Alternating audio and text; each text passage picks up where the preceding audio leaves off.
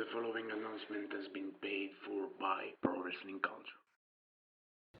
Dummy, yeah. Be watching there. It's going to be showtime, and tune in to the podcast Pro Wrestling Culture because it's always showtime there from the Stinger.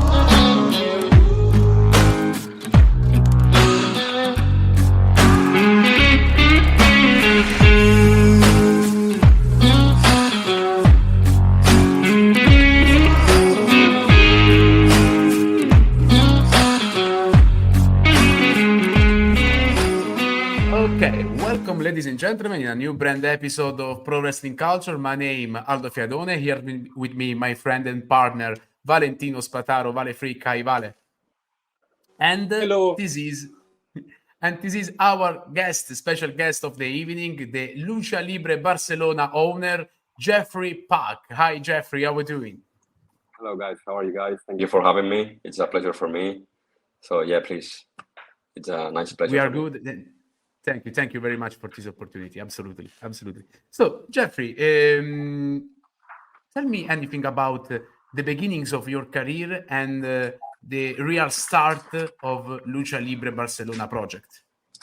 It's a crazy long way, to be honest, because I started, as all these humble kids, that they want to learn professional wrestling in their city, and it was a tough moment because we couldn't train in rings. It was not many people in Barcelona doing wrestling at the time, so it was hard beginning. I started training at 2013, so in that moment, wrestling it was so different from nowadays, and we just started like training, doing shows every 3-4 months, and then from that learning that I get in Barcelona, I decided to move to the UK and learn some different style of professional wrestling, and then I spent like nearly 3 years in the UK, and that's where I learned all my knowledge and all my English as well. So it's a pretty long journey that I've been in wrestling, to be honest. It's a shorter career yet because it's gonna be 10 years. For me, it's not that much, but it's been a crazy ride. But have you ever think about a road like this for Lucha Libre Barcelona to become probably the number one company in Spain? That's why people say, well, I don't know. I just work hard. I just work with passion. Doing like my grandfather always told me to go like step by step, working with humble always, and that's how I did it. And to be honest, I never think to get a school. I just came back from London to get a surgery on my knee, the second surgery that I got on my knee. And then I didn't have like much options with my wrestling here in Spain. So at that moment I was thinking what to do. So I tried to go to Japan, but then I get hurt again. After getting my knee fixed, I got hurt the other knee. So it was a bit shame, a part of my life in this moment, but at some point, I just decided I don't know what to do. I have some extra money from my living in London, my extra savings, And I ran a place. I bought a ring, and for my mental moment, I think, okay, I have a ring, I have a place. I'm not gonna be. It's not gonna be for my own, I'm gonna try to invite some people that I know if they want to join me training or something like that. And then all started like this, We started being 4 guys. I didn't want to be like just training for my own, so I did something public. I created Lucha Libre Barcelona for public, so people could join. I did the paperships necessary in Barcelona City to do a association, and it all started like this. I was thinking I'm gonna go to UK to keep going my wrestling career. I'm gonna go to Mexico, I'm gonna stay in Spain, and I just did that. And from that moment I started, I feel that I'm in the same way nowadays. Of course, things are freaking crazy, but I'm just the same way. I'm thinking the same way as if I was starting 2018.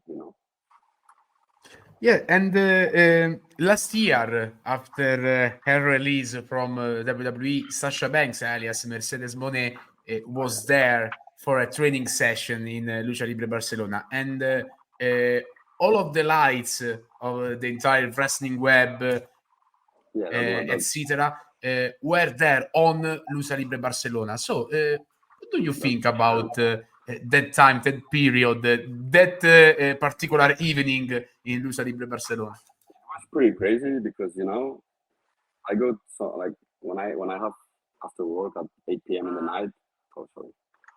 There's gonna be some vibration if people talk. Okay, don't worry. So yeah, it was like in a place that I used to go with my friends, my close friends that they are not related with wrestling. And I just received a message from Monet in my private Instagram, and I was pretty much not believing it, because it was for me at the first time it was weird. But then I just act normal as I act every day, and I just answer her the same way she was talking to me, because she was talking to me like, "Hey, amigo, I want to come train with you."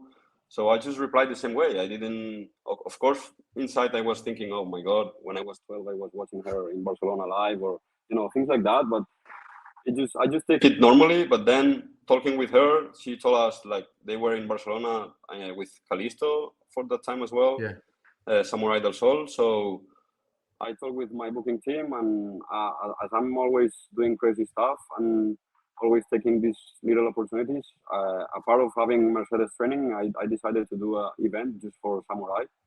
So we just did an event of 1 week to other. We didn't get that much crowd at the public. It came maybe 70, 80 people, but in 1 week it was good enough. In that moment we were charging that much for the ticket, so it was a crazy weekend having both of them. And we had Samurai doing a show with Samurai, ex-WWE superstar, and then we had also Mercedes in the backstage watching the show. So that was also crazy things. It was crazy period, crazy moment.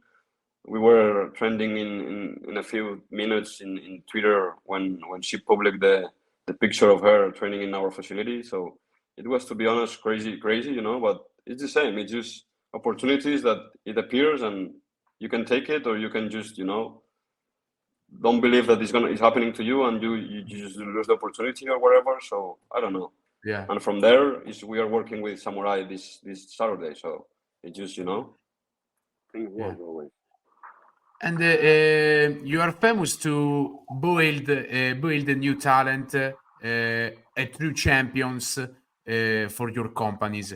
My first person in my mind was Maria de la Rosa, Noah Striker, Michael Oku, another absolute champion in Lucha Libre Barcelona. So, in a moment when the wrestling the wrestling business in Europe living a new chapter, what do you feel about creation, about changing, about creating the opportunities for new talents in your company and for the best of wrestling Europe in general? Yeah, I think in general we're doing great nowadays, because as I said before, in 2013, even Italian wrestling, French wrestling, Germany wrestling, not much because they were already up, but they weren't in the map, But nowadays you can see Italian wrestlers debuting in WXW, for example, big companies. Italian wrestling also debuting in RevPro. Nico, it was two tag teams, one tag team, also Spanish wrestlers too in WXW from Triple W 1 year ago or 2 years ago. So these things is things that back in the days it was so hard to be involved on it, but with the kids traveling and getting these opportunities, getting them getting the school that they represent, known, and getting this, of course, main stars in Europe in your country to wrestle and train and learn from them.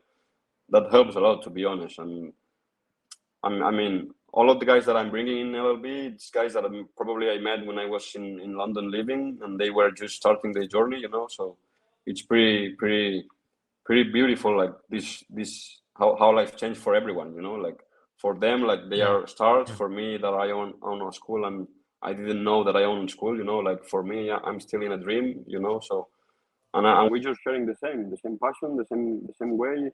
We're going the same way, you know. Everywhere you go, you find one of them, you know. If you go to Italy, you can find one of the wrestlers that you bring here or something. So I think with that great work that we're having nowadays, it's for wrestlers in Europe, it's going to be a good ride, and potentially we can be on the map, you know. Not as a main company or Italy or France or any country, but at least some wrestlers that can represent us and be on the map, that because of them they can say that there is good professional wrestling in our countries, you know. Yeah, absolutely. Vale, your turn. Yes, hi again, Jeffrey. I have a few more questions. I've been in many of your events, and I really enjoy the atmosphere in ring and outside. And also, I like the fact that it always creates a mix between local young talents, local maybe more experienced talents, and talents from abroad. Talking about your local talent, because okay, there are events, but also there is a school that is running trainings for people that wants to learn about pro wrestling, and I see that lots of stars like Estrella del Caribe, Navarro, and so on. What do you already have some names that are going to be the next young guys, or is there some already that you think is going to replace them, and also like bring more talent, young local talent from the school? For me, it's crazy because, as I said, like when we started, we didn't have like this LLB students, LLB talent, you know, and we just started creating them, like training them hard and getting a lot of seminars from pretty solid wrestlers that they could train us, and all of them they just burn that way, you know. They start learning hard, they pushing themselves hard, and I have like all of them. See, when I train them or when they come for first times, you know, when these first weeks of training, these first months of training, you already see this, that they have something, and that was a thing that was already impressing me all the time, because every time a new student was coming, it was like, fucking hell, he's awesome, and he's not even a month of wrestling, you know, and that's what they are now, you know. Joey, Sito, Iker, Marti, Navarro. Estrellas, as you said, a lot of these kids, not even more than 3-4 years. Of course, Joey and Tito, they are more than that, but the rest, they are just in this business for 2-3 years. And when I was 2-3 years in the business, I was nearly maybe 4 or 5 matches in my bag, because it was that moment of the wrestling scene, you know. So I think most of them, if they work hard and they had the right mentality, and they take the good opportunities that life could bring to them in their lives, like I think they can put us on the map, because that's, I mean, of course now I have a school, and of course my goal is to get a guy representing us around the world and get big, you know. But there's a lot of them now that not only in Barcelona but in all Spain. I see my guys from Madrid that they are also talented. I see guys from Valencia, guys from Cadiz. So they just need to work hard, find the right path, and you know, and try to get this max potential that they have inside them, and try to see if they can, you know, they can get it everywhere they go, you know. Yeah, and we see, I see that many of the LLB guys appearing in Valencia, also last weekend in Madrid. How hard or easy is to collaborate with these other promotions, not only in Spain but also in other countries? Like, also you see some differences between the way to collaborate in Spain compared to other countries abroad, also Italy. Oh no, the problem is that, you know, that nowadays there is a lot of companies in Spain, so pretty much every weekend you have wrestling shows. So maybe you get the same weekend show with Madrid or the same weekend show with Valencia, so you cannot share all the time talent with them, you know. but we always try to share it.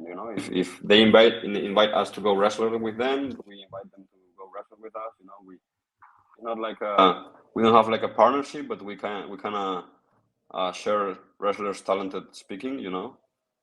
So it just sometimes depends of what's happened. With the months and with the promotions. Yeah. This Saturday there is a new event, Battle of Mind, and I see that it's also a charity event. What can you tell us about what to expect from this event? I will be there, of course. So I see that there are Callisto, formerly Callisto, is coming back. Also, we have Joe Legend. I had the chance to see him live 17 years ago in Italy, so it's going to be interesting to see him again after that many years. Too much time. Yeah.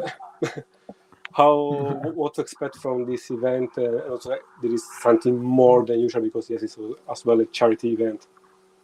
As always, a lot of fun because we always try to to get fun, get good environment with the people, with the crowd as well. We always try to get this family, not family shows, more like family treatment. Like people feel always good when they come in Lucha Libre Barcelona shows. So I think people are really nice. People has been really nice, like buying T-shirts, buying our merch, the wristbands, and some of people from Valencia, from Madrid, they bought tickets with just coming to the show, just for help. The how you say the point of the show, like the real important thing about the show, because the show, it was all from Coach Morillas. He did all the show. I'm just helping them with the name and with the ring and with some wrestlers, of course. He's part of us, so he did a lot of free shows back in the days with Lucha Libre Against Cancer. So he decided to do it now with mental health because both of us suffered years ago kind of things about mental health, and we thought it was a good point to do a show involving, and I think it's going to be pretty fun. People from Canada, friends of him, are coming. We're having of course Nightshade and Amira, two friends of us too. So it's going to be pretty fun. People are excited and we're ready because it's the week of the show. So we're just getting nervous, for these days to pass and get Saturday finished, and hopefully everything goes so fun, so well, and people goes home happy, and that's the plan. Nice. Looking forward to see that. Yes. I have one last question from my side. We saw lots of changes in Lucha Libre Barcelona over the last couple of years, like a big boom, as we said until now. What do you expect, like 2 years from now, where you, Jeffrey, and the LLB is going to be? I don't expect that much because I never did. I just, I started, as I said, being 4 kids, then 10 came, 15, 20. We did a show, we did 2, we did 5, we did 10.